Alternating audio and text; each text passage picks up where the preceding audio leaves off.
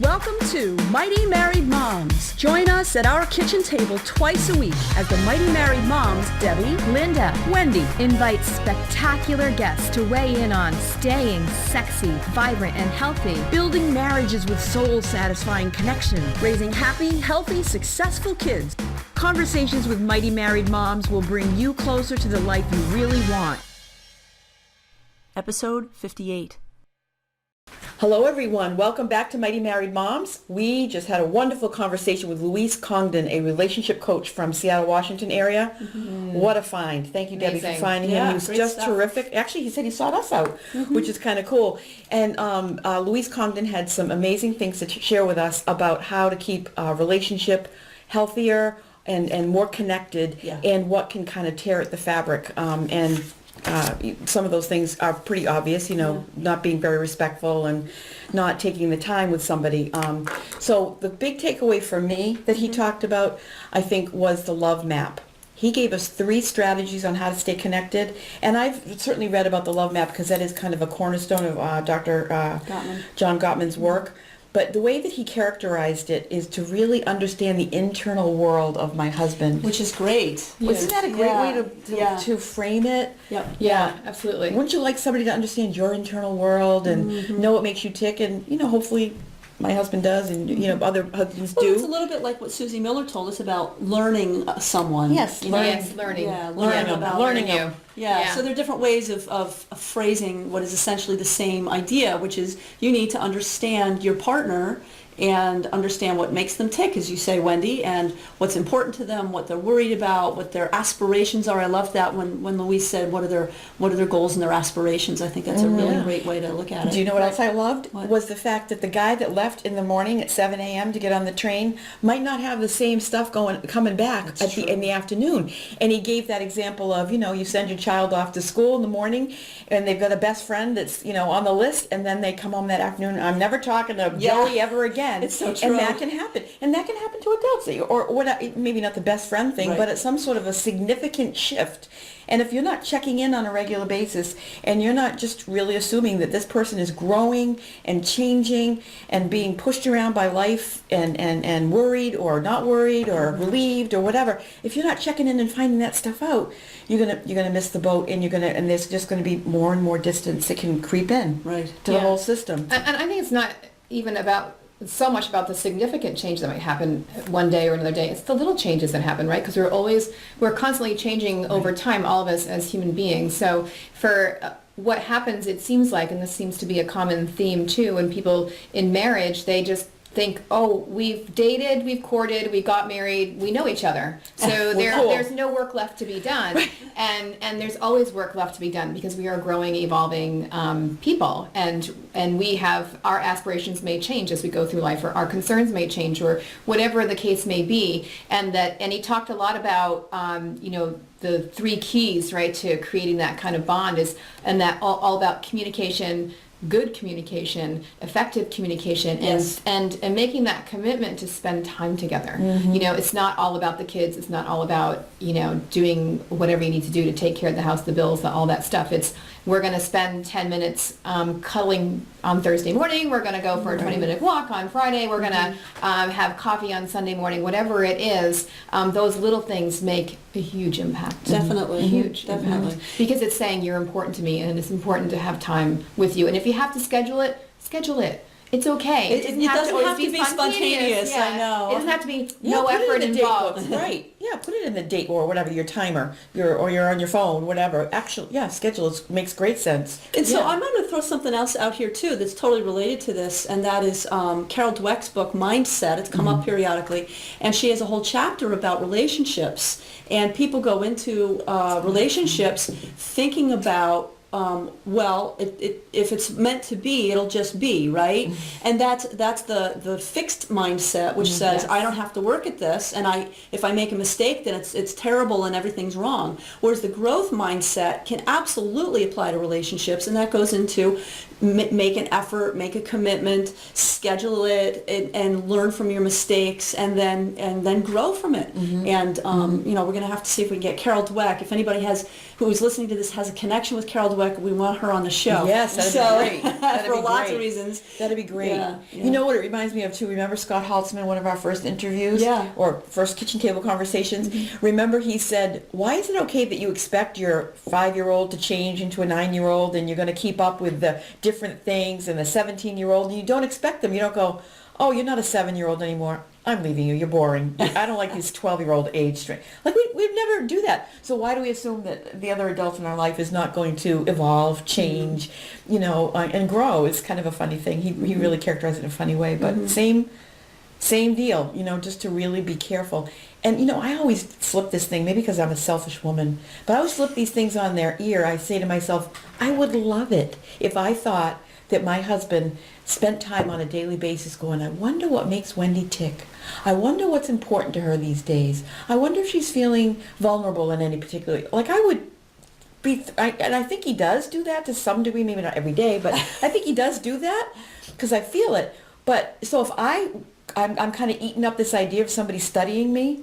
So why don't I spend the time to really study my husband? Right. Like, wouldn't it be great to give that sort of thing that we all crave? If I'm craving it, certainly other people in my home, Sure. my husband is craving the same kind of thing. Sure. Maybe not just in the same fashion because we do life differently. But so anyway, if we're liking it, if we're grooving on it, why don't we give it?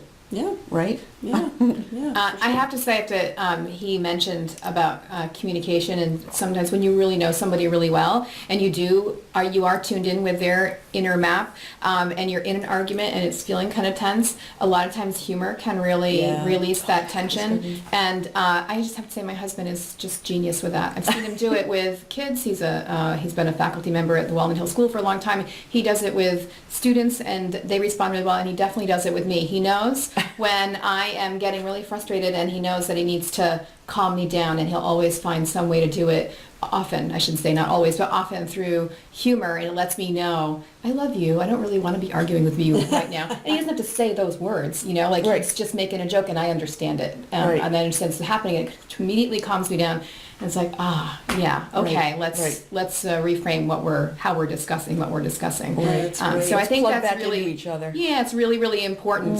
It doesn't have to be academic. It doesn't have to be done. Okay, now we need to switch gears because you are feeling tense, and it doesn't. That's not what we're saying. Yeah. Everybody has a different way of communicating, but I do think humor is very important. Something I've definitely learned from him. It's something that Luis mentioned as well. So it's just something to keep in mind, I think, because I think it really works. And I thought that was interesting. That in this same part of the conversation, he talked about what successful relationships look like, and he was saying successful or proper communication is one where the people their systems are calmer. Right. And they're feeling more settled as opposed to, like, what am I going to say next? And like strategic or kind of on opposite sides, but actually that person's presence is a calming presence, or they know you so well that they drop a funny joke in the middle of it and diffuse your tenseness, and let's get back on the same page and talk together. So I thought that was interesting. I hadn't really heard that before, but that a sign of a connected relationship is one where the system is calm. Yeah. That makes sense. Yeah, it does. And I think it's, as you often say, Wendy, it's something that is what we want when we get married. We want our relationship to last an entire lifetime. We don't imagine that it will fall apart at some point or that we'll be disconnected at some point. And I just have to say, this morning, my friend Judy Blaszek on Facebook, she posted a picture of her parents her father's riddled with arthritis, and her mother is very ill, and she has Parkinson's disease, and they were all kind of hunched over. They're in their 80s, and they're all hunched over, and they're holding hands, and they had their foreheads together, and it was just the most really beautiful, sweet. Yeah. beautiful picture, and comments like, oh, it made me cry, really. It was just the image of it, that whole dream of, that you're this couple that, and they had 5 kids, whatever, and they stayed, so connected through life and still are, and adore and love each other to pieces. So it was just a beautiful image. It was so beautiful. A great image and something to aspire to. And in today's world, there's so many things pulling at us that, I don't want to say, back then it was easy and now it's hard. I don't want to be quite that reductionist about it. But on the other hand, there are things that there's a shift in the way that we do life, and there's been a shift, I think, that kind of says focus on your job and your kids, and your relationship will take care of itself. And I don't know that that's necessarily true. It's totally not true. Thank you. Absolutely. It's I totally stepped on not a true. limb, but yeah. Yeah, no, go out there. That tree's not breaking. Yeah. Yeah. It takes an effort. It really, really does. And you can't just expect that your relationship is going to take care of itself. And that goes back to the whole mindset thing again. It takes work, it takes commitment, as Luis was telling us, and being willing to schedule things in. And, I just want to reiterate the 3 key things that he talked about. One was the love mapping, which is where Wendy was just talking about, where you really learn about your person and what their hopes and aspirations and goals and dreams and fears are, and really think about who they are, and then you target your communication to be in attunement with them. And you do that by asking open-ended questions. Oh yeah, that's great. And then the second thing he talked about was date nights, scheduling time, and Luis has some 47 or 49 quick Awesome date dates. Yep, so we will have a link to that in the show notes for this one and for the you. interview. And those are the little things. The little going for a things. walk, the doing this, the things that don't cost you lots of money. Yes. Cost money or time, Yes. and big, but have big payoff. And the third one is to have, at least once a month, have a big date where maybe you spend a little money, get a babysitter, go out and do stuff. Yeah. And I'll say, when my husband and I were first married and we had small children, and we had no money, the only thing that we would do was almost every night, it wasn't probably every night, but 4 or 5 times a week, we would put the kid, whichever kid was smallest at the time, in the stroller, go over to our local college campus and just take the dog with us and walk around the lake that's on the college campus. And it was our date night. We had to have our kids with us because we couldn't afford babysitters all the time to do that. And that was fine. It got them out. It was bonding for the kids as well. But that was how we spent time together. It was a cheap date. When there were bookstores, we used to go to bookstores. There were bookstores. And We still have a few. the problem with that is you each get into your own book and I you're know, not yeah. talking so much. But then, we get together and share and talk Right. and have, coffee or a Danish or something. And here's a like that. tip from me. Yeah. I think this is an amazing thing that I learned, I don't know, maybe 5 or 6 years into my marriage. Dinner and a movie night? Yeah. You make it movie and dinner night so you have something to talk about at dinner. Yeah, you gotta. But movie first, dinner second. That makes sense. Especially when you're dating. I think that's a really good idea when Yes. you're dating, because if you're kind of new, it's awkward. It can be an awkward dinner, like, gotta get to that movie. Oh. But if you've got the movie on your mind and, it was awful or it was great or whatever. I love that. I'm gonna share that with my young adult children. There you go. Make sure you're not eating really late at night, though. Oh yeah, okay, there you go. Which is a problem. That's Totally right. a problem. Afternoon movie. Yeah, because Yeah. the problem with the movie is you don't talk. You gotta schedule the time to talk. Right. Yeah. So it's Right. not really a great date Right, night right. unless you Yeah, come but up. if you're having coffee the next morning, you can do Yeah. the same thing. You can still be talking about it. Yeah. Right. After That's true. or whatever. Breaking it down. Or even just a little drink afterwards, a little Yeah. something Or like that. nightcap. It's good. Yeah. Yeah. Breaking it down. Yeah. The other thing that I really liked that Luis shared was that we need to be responsible for our own emotions and use I words instead of you words, and that is so true. And that I don't care if you're talking to your marriage partner or your kids or your coworker Or the librarian or whoever. Use I words. That I'm feeling such and such, or I'm concerned about such and such, as opposed to you drive me crazy. Yeah, right, yeah. Because then what you're doing is you're saying this is what the other person is, this is who they are, as opposed to how it's making you feel.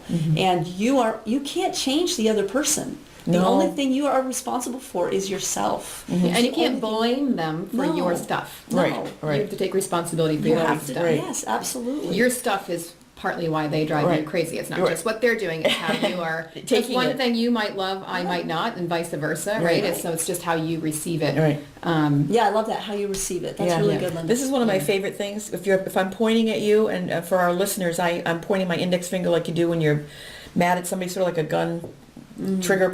You're pointing, go, you're driving me crazy. There are actually 3 fingers pointing Pointing right back at back me. at you, yeah. So it's my stuff that's going, oh, I wish people wouldn't talk so quickly when they're trying to give me directions, or I wish people, it's all about me.